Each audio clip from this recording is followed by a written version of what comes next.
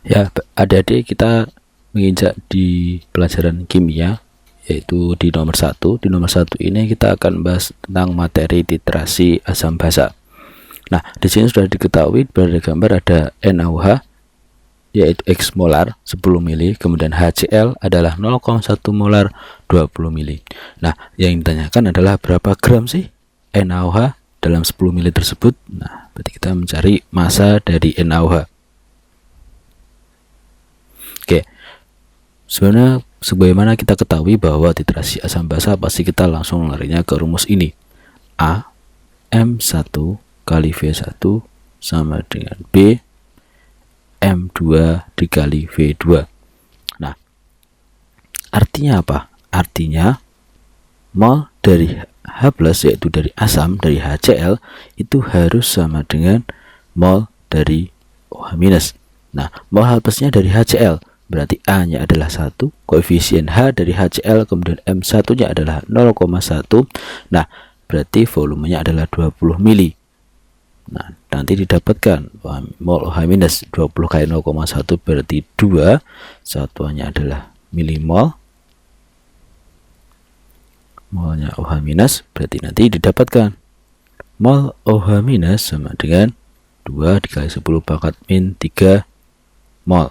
Nah, dari situ nanti bisa kita mencari kalau kita punya mol itu sama dengan gram per mr, berarti gram itu apa? Mol dikali mr. Ya, betul sekali. Berarti molnya adalah 2 kali 10 pangkat min 3 dikali mr-nya NaOH berapa? 40. Berarti 80 kali 10 pangkat min 3 gram, berarti sama dengan 0,08 gram. Ya, berarti jawabannya apa? Jawabannya berarti adalah yang B. Halo adik-adik semuanya, kita lanjut ke nomor 2 untuk pelajaran kimia ya. Nah, di sini nomor 2 kita akan membahas tentang termokimia. Nah, kalau ada soal seperti ini tenang aja, kita nanti cuma pakai 2 rumus saja. Yang rumus pertama adalah apa? Ya, betul sekali. Hi sama dengan M C delta T. Kemudian rumus yang kedua nanti adalah pakai, kalau kita mencari delta H atau perubahan entalpinya, berarti min Hi per apa? Mol. Ya. Langsung kita cari. Hi-nya itu massa dikali C kali delta T. Massanya dari massa siapa? Ya, betul sekali. Massanya adalah massa penjumlahan dari volume NaOH 100 mili dengan 100 mili dari HCl. Jadi berapa jumlahnya? Ya, berarti berapa? 200 mili.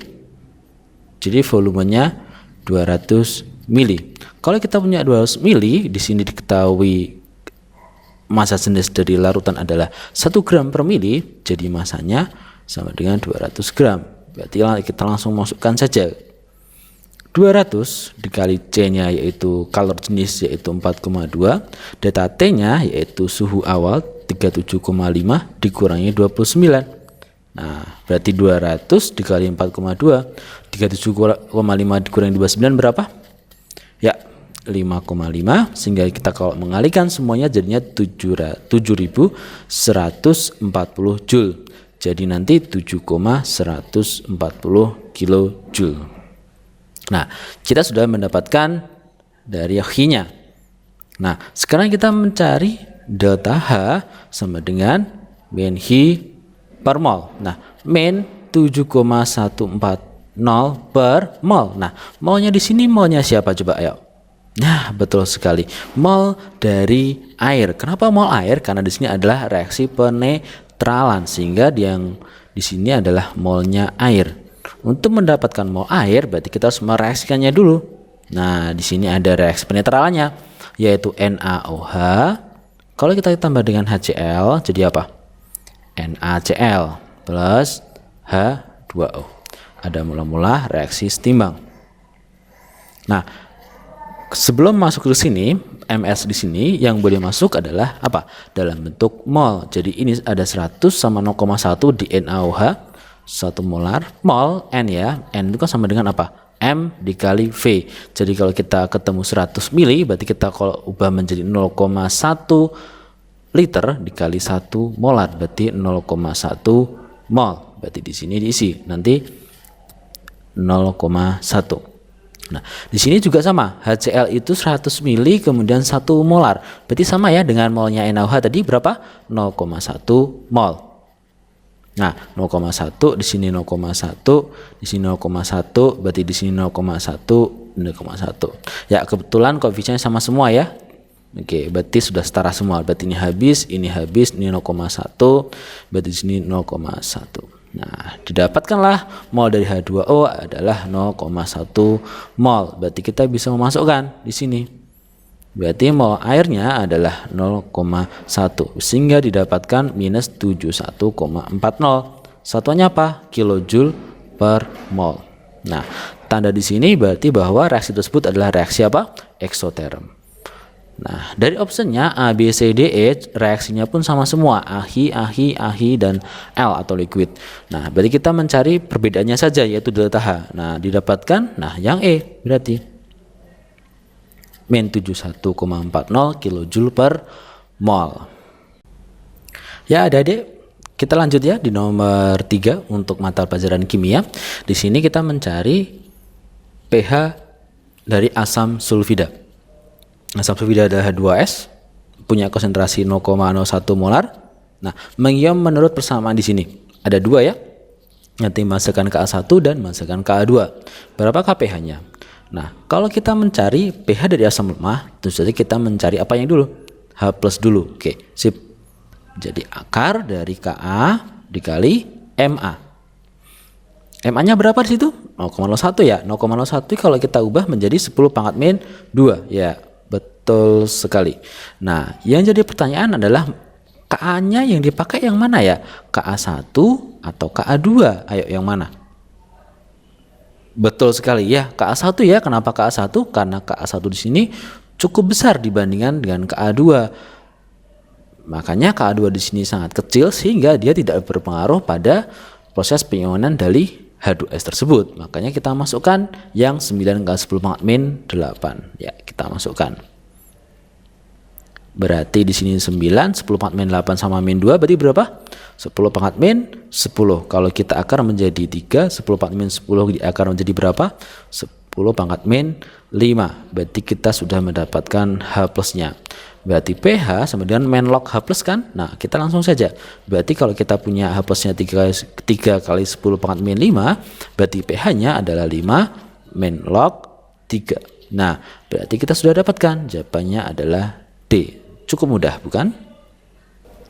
Ya, adik-adik, kita sudah menginjak di nomor 4 untuk mata pelajaran kimia. Pada nomor 4 ini kita membahas tentang hidrolisis. Hidrolisis sebagian. Kenapa sebagian? Karena terbentuk dari CH3COH yaitu lemah dengan basa kuat yaitu NaOH. Jadi ketika CH3COH kita jumlahkan dengan NaOH atau kita reaksikan dengan NaOH, dia nanti akan menjadi CH3COONa plus H2O. Nah, untuk melihat sifat apa sih di sini yang dimiliki oleh garam di sini, kita lihat yang kuat. Sini kuatnya adalah Na. Na di sini kan dari basa kuat, berarti di sini nanti garamnya bersifat apa? Bersifat basa. Jadi kalau kita mencari pH dari basa, dari garam yang bersifat basa, berarti kita mencari lewat apa? Lewat OH- sama dengan akar dari Kw per Ka karena yang lemah adalah asamnya dikali konsentrasi garamnya. Nah, kita cari dulu milimolnya masing-masing. Di sini 50 kali 0,1 berarti di sini 5, di sini juga 5, ini 10, di sini 10, ya kan? 100 kali 0,4 berapa? 40, ini juga 40. Nah, perlu adik-adik ketahui bahwa disebut dengan hidrolisis jika suatu reaksi antara asam lemah dengan basa kuat itu menghasilkan garam yang terhidrolisis, itu syaratnya apa? Mol asam lemah dan dengan mol NaOH itu harus apa? Harus sama. Jadi ini 55, 10, 10, 40, 40. Nah, baik. Berarti kita bisa melanjutkan. Berarti kita mencari pH di nomor 1 dulu. Berarti OH-. Kita langsung masukkan ya. Oke, Kw-nya kan 10 pangkat min 14. Berarti Ka-nya 10 pangkat min 5. Garamnya kan ini masih diketahui mol kan? Masih ketahui mol. Berarti kita mengubah dulu. 5 dibagi volume total berapa? 100. Kenapa kita langsung masukkan, tidak perlu pakai MRS? Kenapa? Karena di sini koefisiennya sudah sama, 1, 1, 1, 1. Aman semuanya. Kalau seperti ini, besok kalau keluar seperti ini langsung masukin aja molnya asam lemah sama basa kuatnya harus sama, dan nanti pastinya langsung dimasukin aja angkanya 5/100 seperti itu. Berarti ini kita dapatkan, berarti akar 5/100 berarti 5 kali 10 maka min 14 sama min 5 kan min 9. Min 9 sama min 2 berarti min berapa? Min 11. Berarti sini akar 5 dikali 10 pangkat min 5,5. Berarti nanti didapatkan pOH-nya adalah 5,5 min log akar 5. Berarti nanti pH-nya berapa? 14 kurang 5,5. Berarti berapa? Ya, betul sekali. 8,5 plus log akar 5. Itu yang nomor 1. Kemudian yang nomor 2. Berarti mencari OH minusnya sama dengan akar 10 pangkat min 14. Berarti 10 pangkat min 5 dikali 10 milimolnya dibagi dengan volume total 50 tambah 50 berarti 100. Nah, ini sama ini min 9, ini sama ini min 1, berarti 10 pangkat min 10, berarti 10 pangkat min 5, berarti pOH-nya berapa? 5, berarti pH-nya berapa? 9. Pinter. Nomor 3. Nah, sama ya, berarti OH minus sama dengan akar 10 pangkat min 14 per 10 pangkat min 5 dikali 40 dibagi volume total 100 tambah 100 berarti 200 ya. Ini sama ini berarti 10 pangkat min 9 dikali ini sama ini habis 4 bagi 20 berarti 0,2. Berarti akar dari 2 kali 10 pangkat min 10 berarti akar 2 kali 10 pangkat min 5. Berarti pOH-nya berapa? 5 min log akar 2. Nanti didapatkan pH-nya berarti 14 kurangi 5 berarti 9 ya. 9 plus log akar 2. Nah, bisa disimpulkan. Maka urutan kenaikan pH campuran. Kenaikan pH campuran berarti dari pH yang kecil ke pH yang besar. Nah, di sini apa yang kecil siapa? Nah, di sini yang 8,5 plus log akar 5, kemudian pH 9, kemudian pH 9 plus log akar 2. Berarti urutannya apa? 1, 2, 3. Coba dilihat. 1, 2, 3 berbanding dengan banyaknya mol dia. Ini molnya 5, 10, 40. Berarti bisa disimpulkan molnya semakin besar berarti pH-nya juga semakin besar. Berarti jawabannya adalah E, 1, 2, dan 3. Ya adik, kita sudah menginjak di nomor 5 mata pelajaran kimia. Nah, kita akan mengetahui tentang beberapa variabel. Di sini diketahui disuruh mencari variabel bebas, kemudian variabel terkontrol, kemudian variabel terikat. Nah, maksudnya apa sih Mas? Nah, maksudnya gini. Kalau kita punya variabel bebas, bebas itu artinya bisa dimodifikasi. Yang pengen kita lihat perubahannya, berarti ini dibuat berbeda-beda atau dibuat variasi. Oke, berarti ini yang dibuat variasi. Kemudian variabel terkontrol. Nah, terkontrol di sini artinya dikendalikan. Dikendalikan berarti dipertahankan sama semuanya. Dia berpengaruh pada suatu reaksi, tapi dia dibuat sama. Oke, dibuat sama atau dibuat tetap ya. Oke. Nah, kemudian di sini ada variabel terikat. Jadi kalau sesuatu yang terikat berarti diikat oleh sesuatu. Diikat oleh apa? Oleh variabel bebas dan variabel terkontrol. Jadi nanti variabel terikat di sini ada yang dimaksud adalah hasilnya. Jadi variabel bebas nanti akan mempengaruhi variabel terikat atau nanti berpengaruh pada hasilnya. Nah, berarti bisa disimpulkan kan, berarti variabel bebas dibuat variasinya, dibuat berbeda-beda.